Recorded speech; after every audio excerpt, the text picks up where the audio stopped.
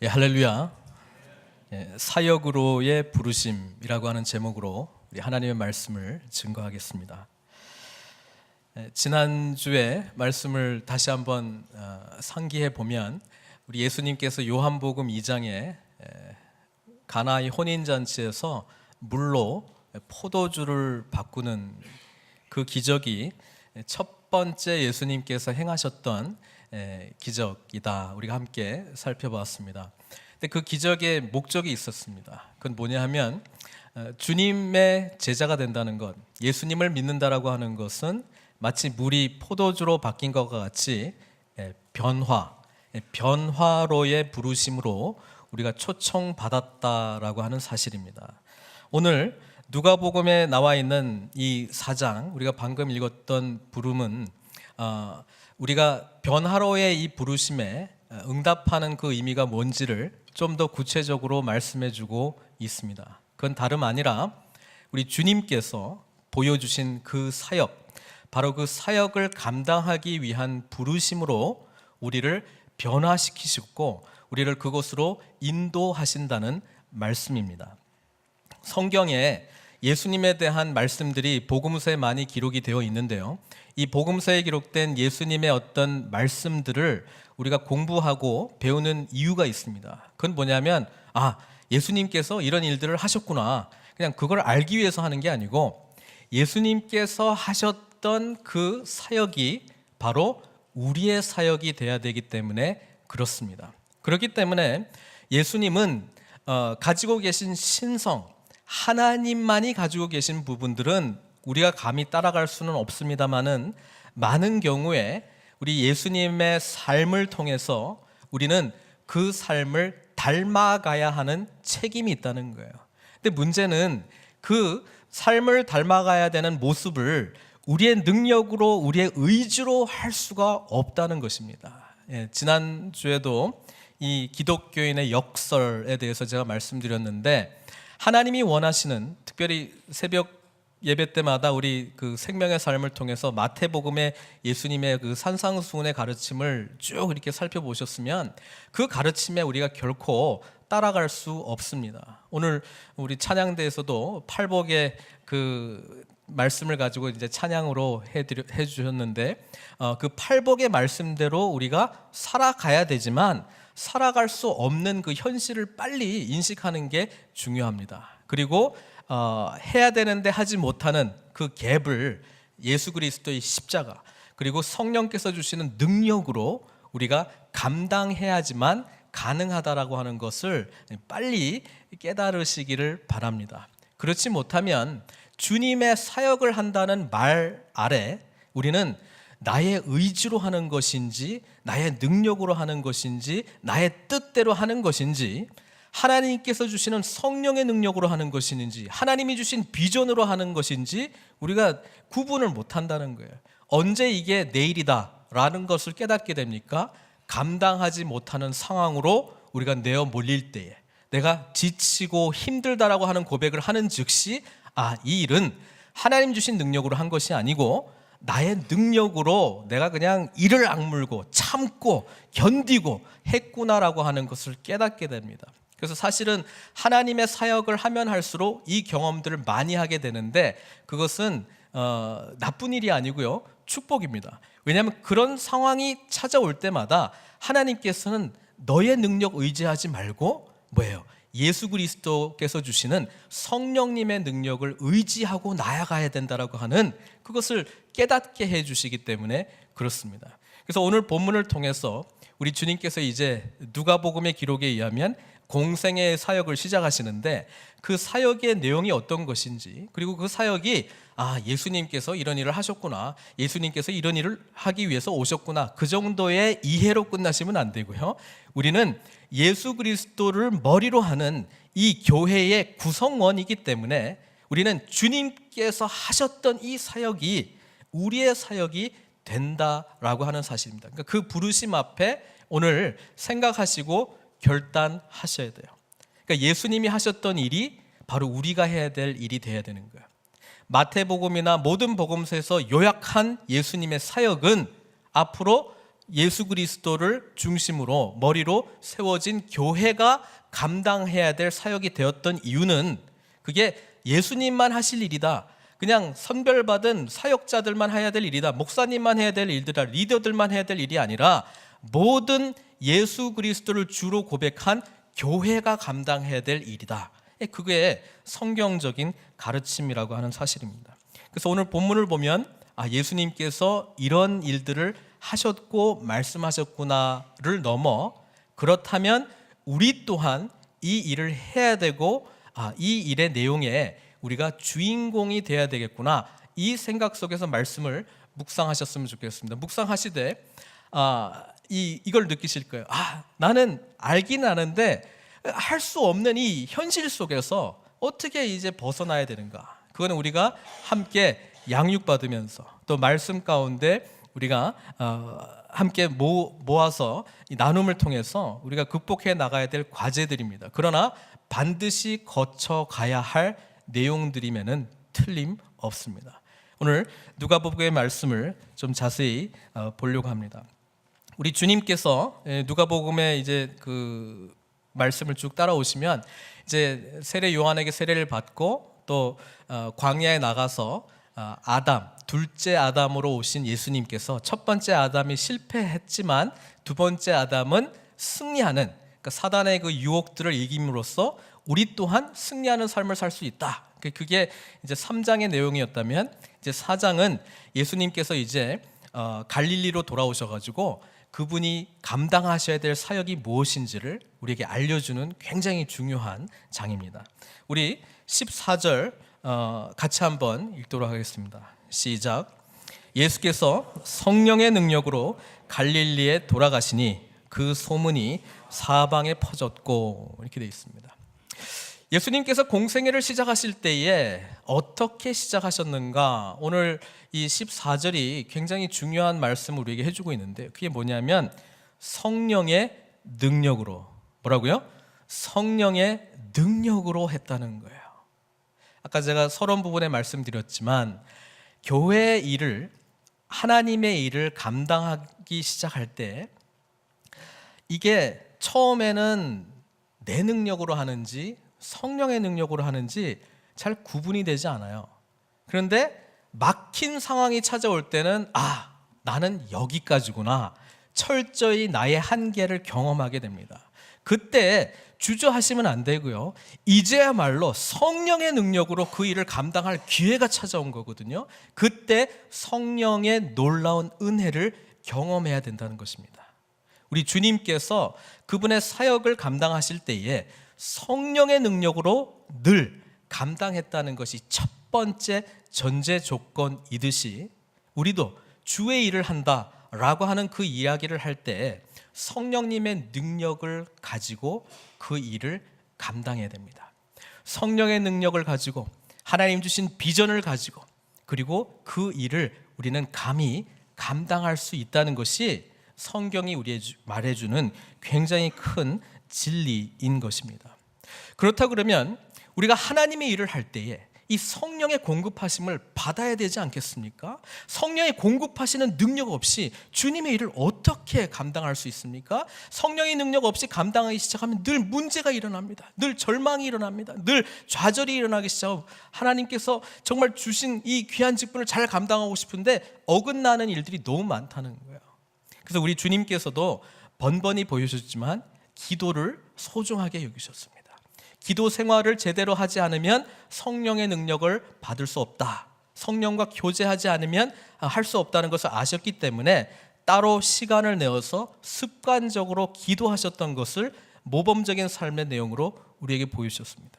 2016년도 우리가 어디에 있든지 간에 이 성령 충만한 은혜를 향해서 나아가시기를 원하신다면 기도의 자리를 사모하시는 저와 여러분들 되시기를 바랍니다. 우리 지난 금요일 날 우리 특별히 이제 EM권 부모님들과 함께 워룸이라고 하는 영화를 봤어요. 그게 다른 것이 아니라 우리 진짜 싸움이 어디 있는가, 우리의 진짜 대적이 누구 있는가, 그게 바로 사단의 세력이라고 하는 것을 깨닫게 해주었어요. 그래서 부부간의 갈등의 문제였지만 결국은 기도를 통해서 이 골방에서 기도하는 이 워룸, 전쟁터가 진행되고 있는 그 방을 사모하고 그 방을 만들고 그 방에서 기도해 나갈 때에 삶이 변화되는 일들을 보여주었듯이 우리 또한 성령의 능력 가운데 승리하시는 올 한 해가 되시기를 주님의 이름으로 축원드립니다. 그런 점에서 결단하셨으면 좋겠어요. 작년에 나의 기도 생활을 한번 돌아보시고요. 올해 뭔가 좀 달라진 기도 생활을 해야 되지 않겠습니까? 뭔가 새벽 예배를 사모하시든 금요 찬양 예배를 사모하시든 뭔가 결단하며 내 따로 하나님과 깊이 교제하는 그 시간을 마련해야 되지 않겠습니까? 싸움은 거기에 있는 거예요. 싸움은 주님과의 능력 가운데 있는 거예요. 하나님께서 임재하시면 모든 것에 답을 준다고 말씀하고 있는데 우리 모든 에너지를 지금 다른 곳으로 지금 빼앗기고 있으니까 정작 싸워야 될 곳에서 승리하지 못하고 엉뚱한 싸움으로 우리가 모든 에너지를 낭비하고 있다. 기도하는, 주님과 친밀하게 교제하는 그 삶으로 결단하시고 주님께서 우리를 사역으로 부르실 때 성령의 능력 가운데에 쓰임받는 저 여러분들 되시기를 바랍니다.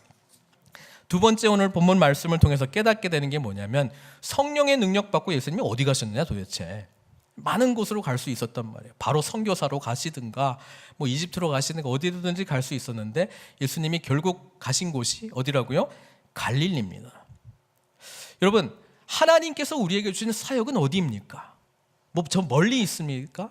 다른 교회에 있습니까? 다른 일을 하면 나에게 그 사역이 주어집니까? 다른 곳이 아니라 예수님께서 쭉 자라왔던 바로 그곳, 바로 그것이 삶의 사역지라고 하는 것이 우리 예수님께서 보여준 모범적인 신앙생활의 모습이라고 하는 것입니다. 성령의 능력을 받고 주님께서 우리로 하여금 우리의 가정생활, 우리의 교회생활, 우리의 직장생활, 내가 영향력을 미치고 관계를 맺는 모든 사람들 가운데 하나님의 사역자로 우리가 부르심을 받은 그 부름에 응답하시기를 원한다는 사실입니다. 성령 능력 받고 뭐 하실 거예요? 옆에 있는 분들하고 누가 능력 더 받았나 씨름할 거예요? 싸움할 거예요? 자랑할 거예요? 아니라는 거예요. 하나님께서는 우리 모두를 사역자로 부르셨어요. 여러분, 특별한 사람들만 사역자다, 이거는 굉장히 비성경적인 겁니다. 우리 각자가 만날 수밖에 없는 가족이 있고요, 우리 각자가 만날 수밖에 없는 직장 생활이 있고요, 우리 각자가 만날 수밖에 없는 삶의 환경들이 우리에게 주어졌다면 그곳이 바로 우리의 사역지가 돼야 된다는 것입니다. 그러니까 예수님이 다른 곳으로 가지 않고 어디로 갔다? 고향 갈릴리로 가셨다고 성경은 기록하고 있기 때문에 그렇습니다. 주님께서 갈릴리로 가셨다는 우리 삶의 적용이 그래서 우리 있는 바로 그것, 삶의 현장이 나의 사역지다. 내가 만나고 있는 사람들이 나의 사역의 대상들이다. 내가 해야 될 일들은 바로 이분들을 섬기고 이분들과 함께 하나님 나라의 거룩함을 회복해야 된다는 것이 우리 주님께서 우리를 불러주신 굉장히 중요한 의미라고 하는 것입니다. 세 번째, 본문을 통해서 깨닫게 되는 게 뭐냐면 우리 주님께서 16절 같이 한번 읽어보겠습니다. 시작. 예수께서 그 자라나신 곳 나사렛에 이르사 안식일에 늘 하시던 대로 회당에 들어가서 성경을 읽으려고 서심해, 이렇게 되어 있습니다. 여기 굉장히 중요한 표현이 하나 있는데 뭐냐 하면 늘 하시던 대로.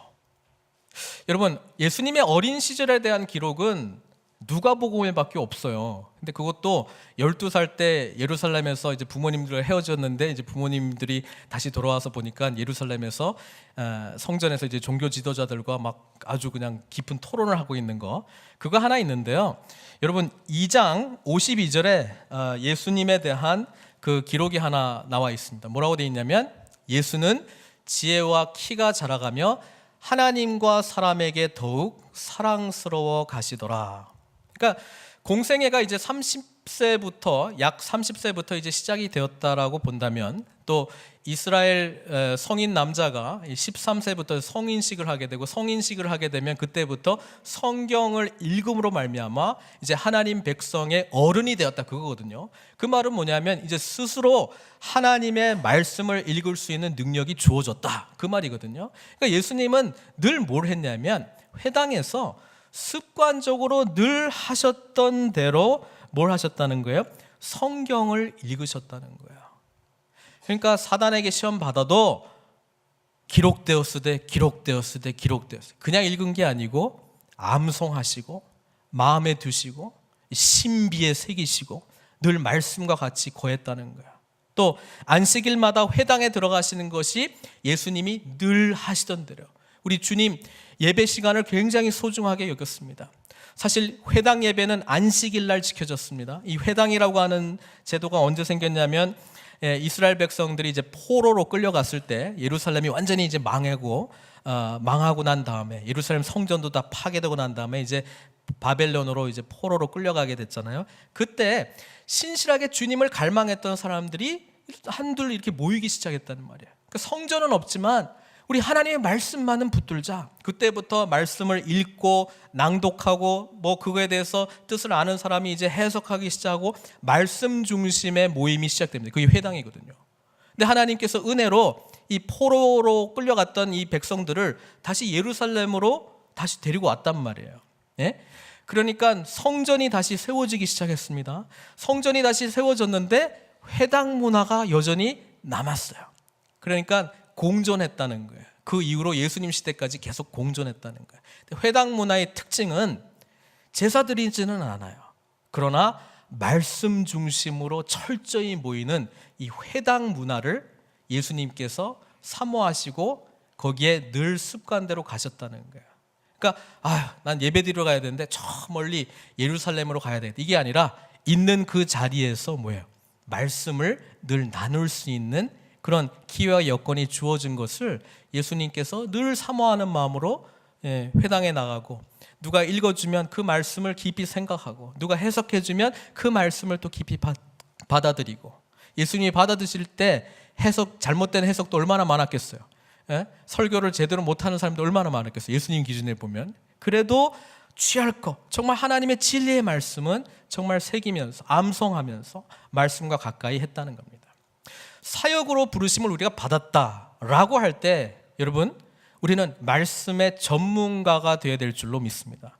이건 단연 목사만 해야 될 일이 아니고요, 사역으로 부름받은 자들, 하나님의 부르심을 받은 모든 사람들이 말씀을 사모하는 이 부르심에 응답해야 될 줄로 믿습니다. 올 한 해 동안에 어떤 계획을, 말씀에 대한 플랜을 가지고 계십니까? 작년보다 올 한 해 동안에 우리 예수님께서 늘 습관대로 하셨던 이런 영적 말씀과 가까이 하는 삶이 있었다면 여러분들은 지금 어떤 계획을 가지고 계십니까? 아니면 아무 계획도 없는 거야? 절로 되는 거, 여러분 주님과 깊이 붙어 있으면 절로 되는 건데요, 그 말씀 가운데는 말씀을 사모하는 영적 훈련의 습관들이 우리 가운데 있어야 되는 거예요. 큐티 하라고 할 때 하세요. 성경 공부하라고 할 때 하세요. 말씀 조금 있으면 우리가 사순절 시작하면 또 서바이벌 할 겁니다. 바이블 쓰는 거. 근데 올해는 제가 특별히 복음서에 기록되어 있는 예수님의 말씀만 기록하는 그거를 할 계획입니다. 예수님께, 그러니까 성경책 보시면 좋은 성경책은 예수님 말씀하신 게 다 빨간색으로 기록되어 있잖아요. 그 빨간 것만 다 이렇게 추려내셔가지고 기록하는 거 할 거야. 왜 그렇게 합니까? 목사가 시키니까 무슨 다 끝나고 나면 상품 준다니까 하려고요? 나 글씨 잘 쓴다 그거 자랑하려고요? 아니잖아요.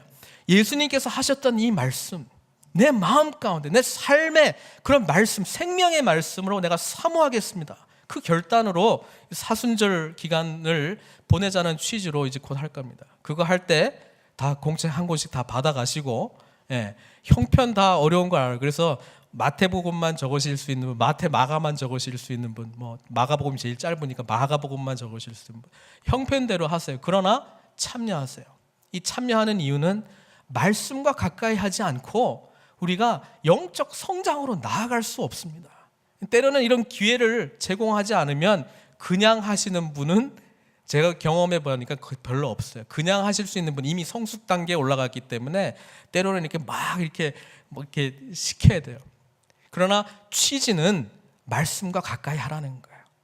그 중에서 하나님께서 성령의 능력으로 말씀하시는 바를 통해서 변화된 삶, 또 이전에 주님께서 이런 말씀도 하셨구나 몰랐던 내용들이 있다면 정말 깨닫는 그런 기회. 또 뭐예요? 또 하나님께서 쓰시다가 정말 내가 이전까지는 정말 깊이 생각하지 않았던 그런 죄된 부분들이 있다면 우리 말씀의 검이 그 부분을 도려내고 또 통회하고 또 자복하고 또 하나님 앞에 나아가는 그런 귀한 시간들이 되기를 제가 기도하고 또 준비하고 있습니다. 많이 참여해 주셨으면 좋겠습니다. 양육사역부 광고만 하고 있는 것 같네 제가. 우리 회당에서 가르치신 우리 주님의 이 사역, 다른 복음서에 보면 우리 주님께서 치유하시고 복음 전파하셨던 사역들에 대한 기록이 제일 먼저 나오는데요, 누가복음은 예수님께서 가르치는 사역을 먼저 하셨다, 그거를 강조하고 있습니다. 이 가르치는 사역은 사역으로의 부르심을 받는 저희들이 반드시 거쳐가야 될 터널입니다.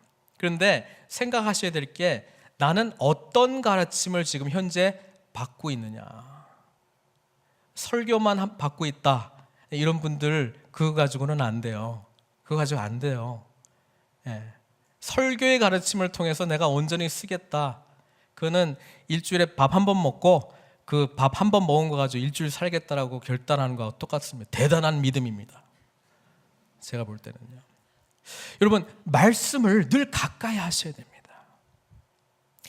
예수님께서 가르치시는 사역에 대해서 굉장히 심각하셨어요. 그러니까 회당마다 말씀이 읽혀지고 가르쳐지는 곳마다 찾아가셨다는 게 우리 주님께서 제일 먼저 하신 일이라고 누가복음 기록하고 있습니다. 그만큼 중요한 거예요. 우리가 주님과의 관계 속에서 두 가지 관계밖에 없어요. 가르치든지 배우든지예요. 가르치든지 배우든지. 여러분 지금 어디에 있습니까? 더 많은 사람들이 가르치는 위치로 가야 된다고 저는 생각하고 있습니다. 목사만 가르치야 되는 게 아니고요, 뭐 작은 목자만 가르쳐야 되는 거 아니고요, 뭐 장로님들만 가르쳐야 되는 거 아니고요, 우리 모두 다 가르치고 배우는 그 부르심에 응답해야 된다는 거예요. 사실 이 배움이라고 하는 것은 평생 교육이에요. 저도 평생도록 말씀을 계속 묵상하지 않으면 하나님과 이 영적 관계를 지속할 수가 없습니다. 또 설교를 준비를 하면서 사실 제가 제일 많이 배우죠. 제가 제일 많이 배우죠. 가르치는 자에게 배움이 있습니다. 우리 가르치는 사람을 선생이라 부르잖아요. 선생의 한자어가 다른 게 아니고 먼저 태어난 게 선생 아니에요? 신앙 먼저 시작한 사람이 선생입니다. 그냥 옆에 보시고 너 언제 예수 믿었어? 물어보고 먼저 믿으신 분은 이제 선생이에요. 가르칠 자격이 있다는 이야기입니다. 근데 많은 경우에 더 배워야 돼요. 내가 부족해요. 더 많이 알면 내가 가르칠 거예요. 사실 그렇지 않습니다. 예수 처음 믿는 삶을 제일 잘 가르칠 수 있는 사람은요, 교회 나온 지 얼마 안 된 사람입니다. 그렇잖아요. 변화된 뭐가 많이 바뀌었는지 알아요. 야, 예배 때 이때 아멘 하는 거야. 그런 것도 가르쳐 줄 수 있고, 신앙이 오래된 사람은 그런 질문 자체를 하지도 않아요. 그럼 언제 일어났다가 앉는 거야? 다들 찬양하다가 갑자기 팍 앉던데 언제 앉는 거야? 언제 일어나는 거야? 이런 게 궁금한 거거든요. 주변에 이 별표돼 있는 건 뭐야? 뭐 이런 게 궁금한 거거든요.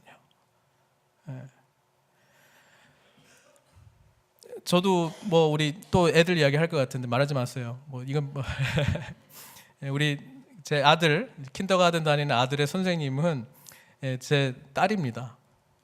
발음도 제일 좋고 또 초등학교 1학년, 2학년, 3학년을 겪은 사람이고, 우리는 안 겪었잖아요. 여기 모르잖아요. 학교 어떻게 돌아가는지. 제일 잘 알고. 그러니까 태훈이가 뭐 궁금해하면 그냥 잘 가르쳐줘요. 그래서 티칭 러닝 관계가 형성되어 있는 걸 보는 거예요. 우리 교회의 성도들과의 관계 속에서 가르치든지 배우든지 이 관계가 형성이 돼야 됩니다.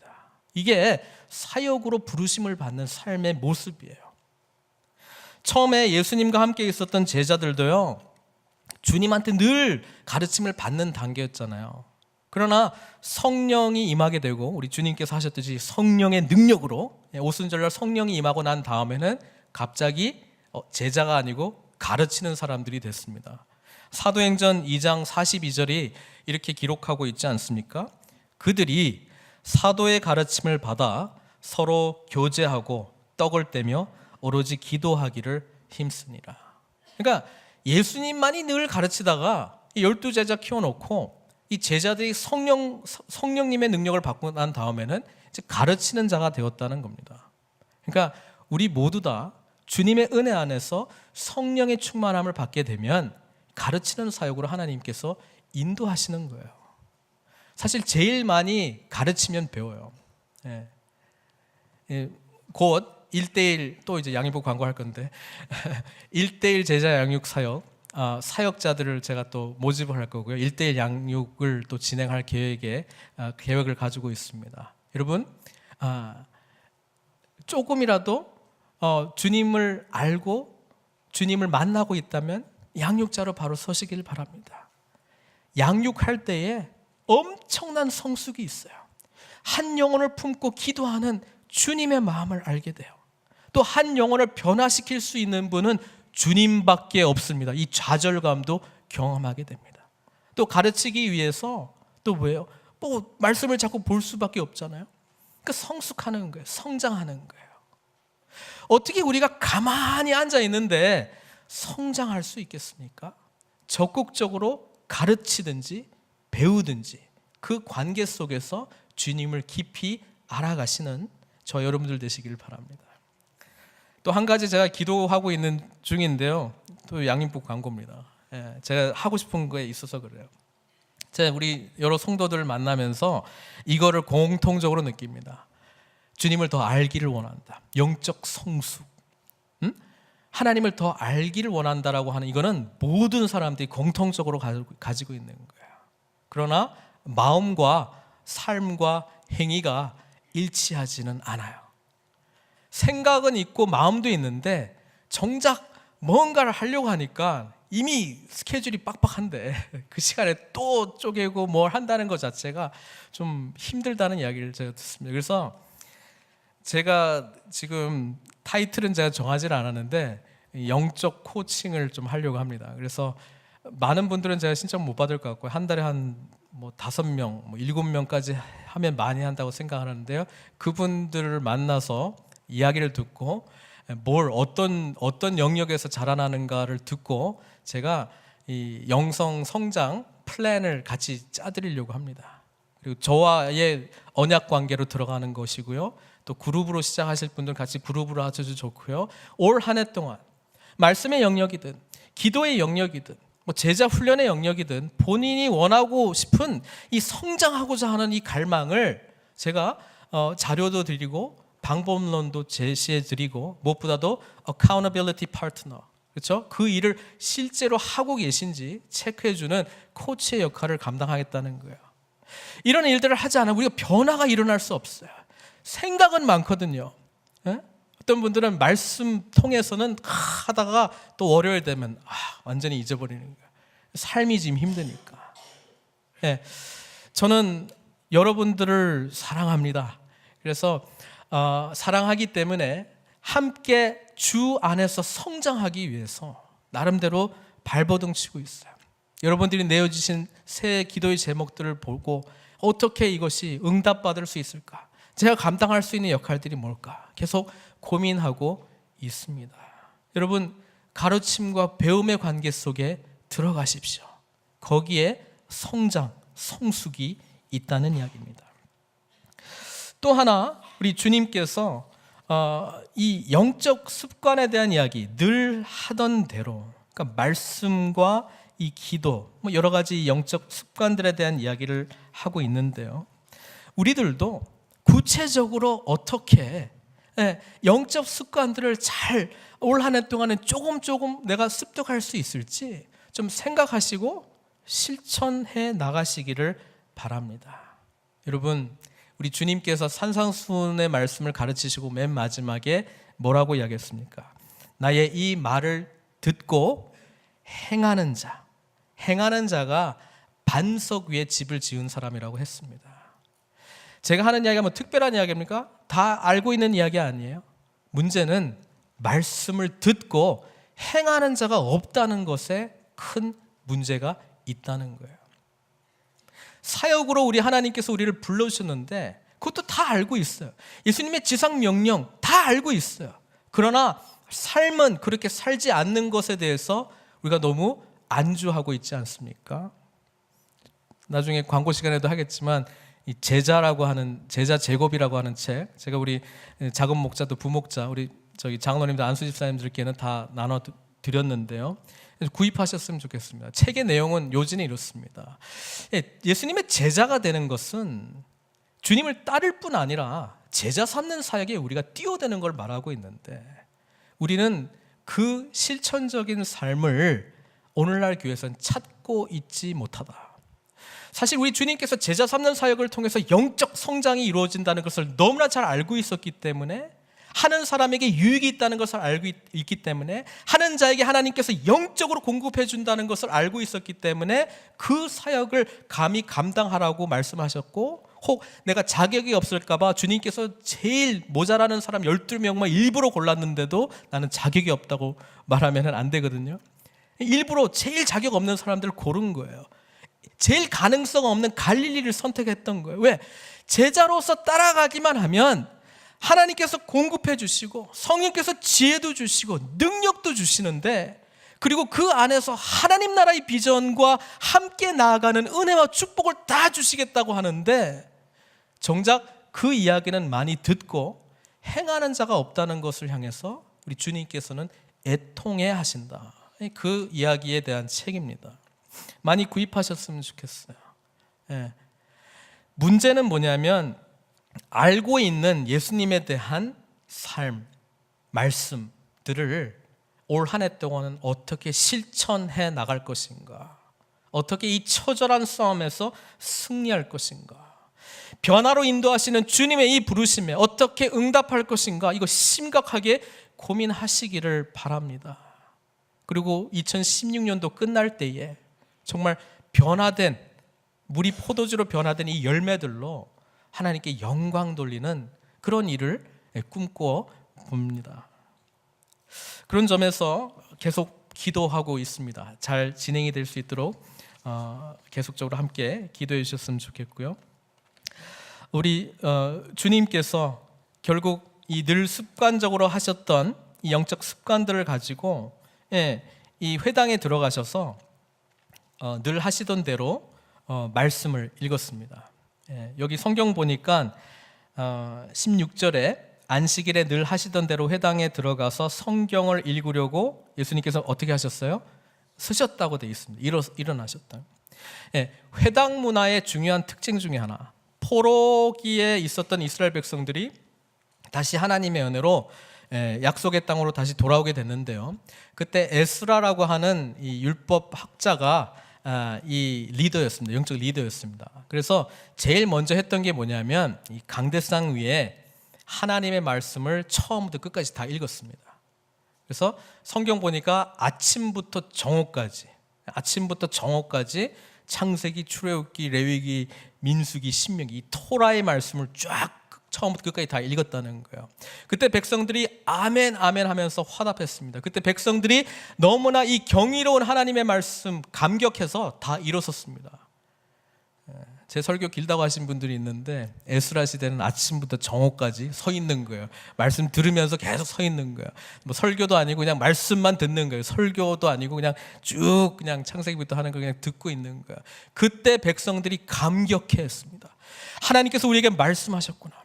우리가 포로 생활로 살 수밖에 없었던 이유는 다 여기에 기록되어 있었구나. 우리 죄 때문이구나. 우리가 하나님과 멀어졌기 때문에 그렇구나. 우리가 예배를 소중하게 여기지 않았기 때문에, 하나님이 기뻐하시는 거룩한 삶을 살지 않았기 때문에, 이웃을 섬기는 삶을 향해서 하나님의 그 긍휼과 사랑을 베풀지 않았기 때문에 우리에게 이런 일들이 나타났구나. 그럼에도 불구하고 하나님께서 우리를 긍휼히 여기셔서 다시금 기회를 주셨는데 우리가 어찌 감격하지 않으리요. 감히 앉을 수가 없었던 하나님의 말씀들을 아침부터 정오까지 들으면서 눈물로 들었다는 거예요.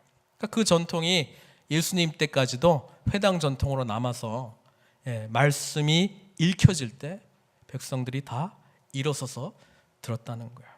그리고 설교할 때 앉으셨어요. 여기 보니까 말씀 다 읽고 20절에 보니까 책을 덮어 그 맡은 자에게 주시고 앉으시니. 그리고 사람들이 궁금해했어. 예수님이 이제 뭐라고 설교하실까? 요거에 대해서. 저도 좀 그렇게 할까 좀 싶기도 해요. 말씀 봉독할 때 다 같이 일어나시고 그다음 제가 설교할 때는 앉아서 이렇게 할까 싶기도 한데, 주님께서 이사야서의 말씀을 받았습니다. 그리고 이사야서의 말씀을 이렇게 쭉 폈어요. 그때는 책이 이제 두루마리 이제 형식으로 돼 있었기 때문에 이렇게 돌돌돌 말려 있거든요. 그래서 이렇게 쭉 펴가지고 읽고 싶은 본문을 선택해야 돼요. 근데 장절이 없어요. 장절이 없어요. 그때는 장절이 없는데 이사야 선지자의 글이 66장이나 되잖아요. 예수님께서 정확하게 60장 1절 2절을 찾아서 읽으셨단 말이에요. 그거는 늘 가셔서 읽으셨던 예수님이기 때문에 가능한 거예요. 뭐라고 겉에 안 적혀 있어도 이거는 이사야서 책이다. 그리고 쫙 하면 어느 부분이 이제 61장이다 라고 하는 게 나오는 거죠. 어느 대목에 그 내용이 있다는 것을 마음으로 이미 아셨다는 내용이에요. 그 말씀을 쫙 피셨습니다. 이 장절은 중세시대에 만들어진 겁니다. 그러니까 한 1200년 후에나 이 장이 나오고 1300년 후에나 절이 나왔거든요. 그러니까 예수님 당시에는 없었던 거죠. 그러니까 주님이 쫙 피시고 이제 읽으셨어요. 그리고 본인 사역의 핵심 내용을 이제 읽으셨습니다. 그게 뭐냐면 18절, 19절인데 우리 한 목소리 같이 읽겠습니다. 시작. 주의 성령이 내게 임하셨으니 이는 가난한 자에게 복음을 전하게 하시려고 내게 기름을 부으시고 나를 보내사 포로된 자에게 자유를, 눈먼 자에게 다시 보게 함을 전파하며 눌린 자를 자유롭게 하고 주의 은혜의 해를 전파하게 하려 하심이라 하였더라. 이사야서의 말씀은 이 기름 부음 받은 메시아가 어떠한 나라, 어떠한 사역을 감당할 것인가를 말씀해 주고 있는데, 가난한 자에게 복음을 전하는 내용입니다. 우리 팔복의 말씀 마태복음 5장에는 심령이 가난한 자는, 그리고 누가복음에는 가난한 자는 복이 있나니 이렇게 나가는데요.